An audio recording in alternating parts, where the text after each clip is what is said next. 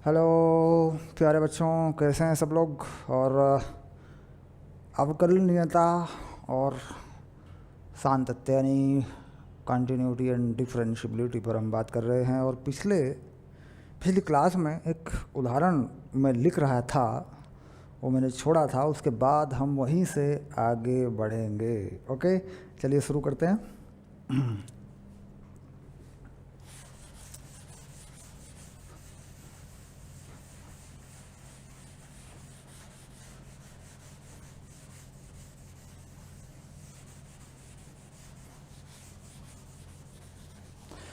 तो यहाँ पर हम विचार कर रहे थे, बातचीत कर रहे थे कि भाई जो है फलन को अगर किसी विशेष पॉइंट पर, किसी बिंदु पर आप देखना चाहते हैं कि वह कॉन्टिन्यूअस है या नहीं, या आप किसी बिंदु पर ये देखना चाहते हैं कि वह अवकलनीय है या नहीं, तो ये कोई बड़ी बात नहीं है। ये सिंपली आप देख सकते हैं। इसके लिए आपके पास प्रमेय फार्मूला है। और जहाँ तक बोर्ड एग्ज़ाम की बात है, तो बोर्ड एग्ज़ाम में इसी बात पर सवाल भी बनता है। लेकिन चूँकि सिर्फ बोर्ड एग्ज़ाम के हिसाब से फलन पूरा नहीं हो जाएगा, उसमें बहुत सारी चीज़ें आ जाएंगी। फिर जेई वगैरह के लिए भी जाएगा, और गणित को बच्चे जानना भी चाहते हैं, और इससे सवाल भी आते हैं कहीं ना कहीं। जब हम पूरी डिटेल से पढ़ते हैं, अच्छे से पढ़ते हैं, तो सवाल आ जाते हैं। तो ये बात है भाई, किसी भी फलन को देख करके ये कैसे पता लगेगा कि इस फलन पर जो पॉइंट्स ऑफ डिसकंटिन्यूटी है, यानी ऐसे पॉइंट क्या है जहाँ पर फलन सतत नहीं है, उन्हें ढूंढने की एक प्रक्रिया चल रही थी। और इसके लिए हम जा रहे थे फलन के प्रांत की तरफ, फलन के डोमेन की तरफ। यानी फलन के प्रांत में एक्स के कोई, मान लीजिए फलन है एफ एक्स, एक्स में कोई फलन है, तो प्रांत के अंदर हम समुच्चय यानी प्रांत का जो सेट है, जो समुच्चय है, जिसमें प्रांत के डोमेन के सभी एक्स के मान हैं, उनमें हम ये देख रहे थे कि भाई कहाँ पर वो फलन नहीं है, यानी वो फलन का जो अस्तित्व है वह कहाँ पर नहीं है, यानी फलन कहाँ पर परिभाषित नहीं है। या फिर ऐसा देख रहे थे कि भाई फलन जो है वहाँ पर है ही नहीं, फलन एग्जिस्ट नहीं करता, वहाँ पे होता नहीं है। हम कह रहे भाई फलन का अस्तित्व परिभाषित नहीं है। तो दो बातें होती थी इसमें। मान लीजिए कोई फलन हो गया, सपोज 0/0, तो हम ये कह रहे थे कि साहब हमें पता नहीं है कि इस फलन का यहाँ पे अस्तित्व है या नहीं है, क्योंकि हम 0/0 को नहीं जानते। एक हमारे पास बात हो गई थी कि साहब अनंत हो गया, यानी बटे में 0 आ गया, तो हम ये मानते हैं कि साहब यहाँ पर भी हमें पता नहीं है, यहाँ पे हम नहीं जानते, हम इस पॉइंट को छोड़ देते हैं।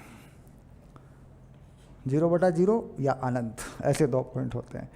एक चीज़ ये आती है कि प्रांत के अंदर ये दोनों घटनाएं नहीं हो रही हैं, लेकिन कुछ ऐसी चीज़ें आ रही हैं, कुछ ऐसे पॉइंट आ रहे हैं जिन पर फलन है ही नहीं, यानी वहाँ पर वो फलन वास्तविक मानों पर नहीं है, रियल वैल्यू पर नहीं है।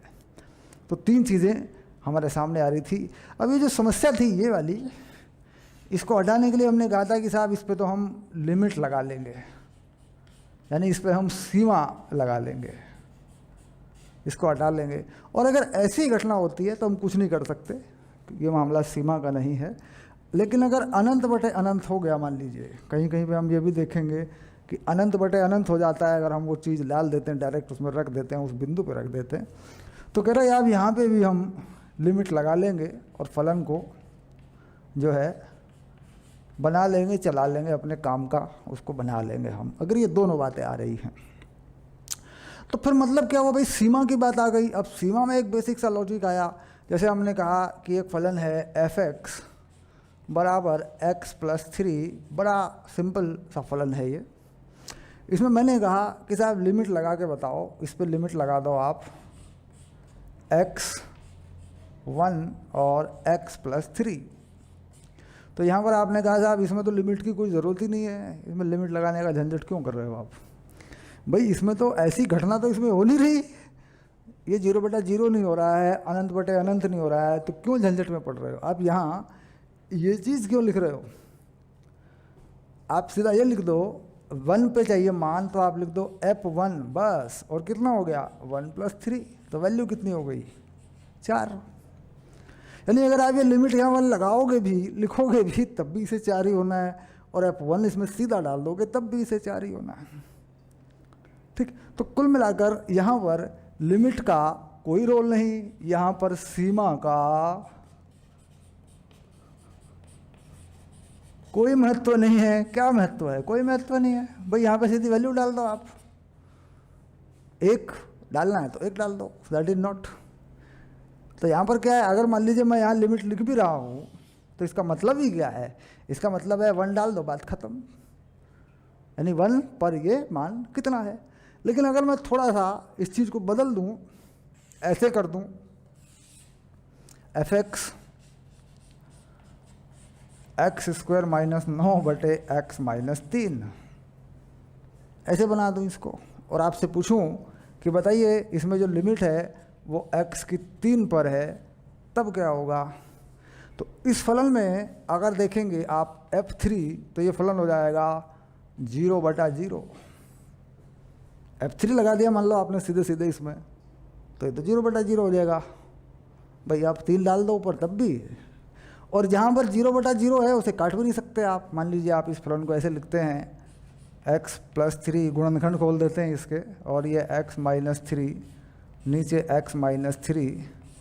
तो देखो अगर मैं पूरा 3 डाल दूँ इसकी जगह पे, ऐसे कर दूँ, तो स्थिति क्या बनेगी, x + 3 और 0/0।